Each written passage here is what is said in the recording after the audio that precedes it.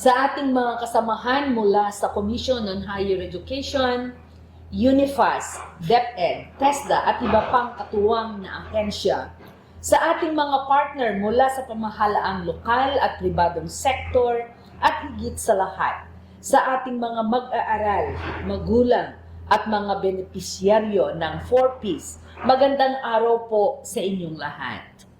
Ngayong 2026, pinalalakas natin ang mga programang pang-edukasyon bilang tugon sa direktiba ng ating mahal na Pangulo, Pangulong Ferdinand R. Marcos Jr., na palawakin ang akses sa dekalidad na edukasyon para sa bawat Pilipino.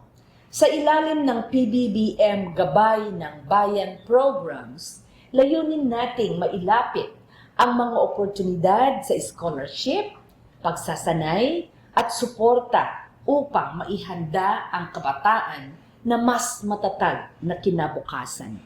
Kabilang dito ang bagong Pilipinas Merit Scholarship Program or BPMSP na nagbibigay ng scholarship sa 20,000 senior high school graduates sa buong bansa at ang Project PEPA na naglalayong maabot ang halos 400,000 kabataan mula sa pamilyang 4Ps upang matiyak po na hindi sila mapuputulan ng pagkakataon makapagpapatuloy sa kolehiyo.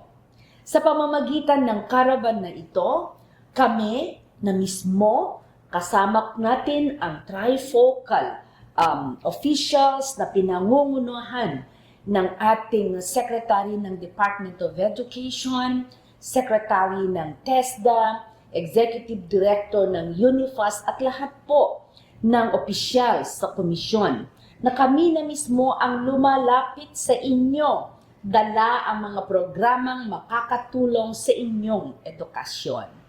Nariyan ang UNIFAS at mga ibang mga benepisyo ng Universal Access to Quality Tertiary Education Act, kabilang ang libreng edukasyon, tertiary education subsidy, at tulong-dunong program. Nariyan din ang TESDA na nagbibigay ng kasanayan para sa trabaho, kasama ang career guidance upang matulungan kayong piliin ang tamang landas.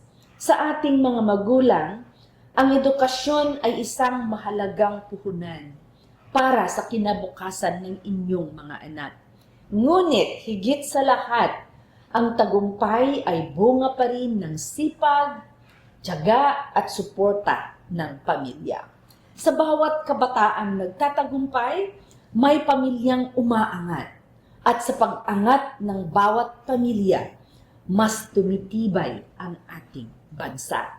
Nawa po'y magsilbing inspirasyon ang programang ito upang ipagpatuloy ninyo ang iyong pag-aaral at abutin ang inyong mga pangarap. Maraming salamat po. Mabuhay ang kabataang Pilipino, ang bawat pamilyang nagsusumikap at ang libre at dekalidad na edukasyon para sa lahat. Tulungan niyo po ako magpasalamat ng taus-puso sa ating mahal na Pangulo at sa buong administrasyon ng Marcos. God bless everyone.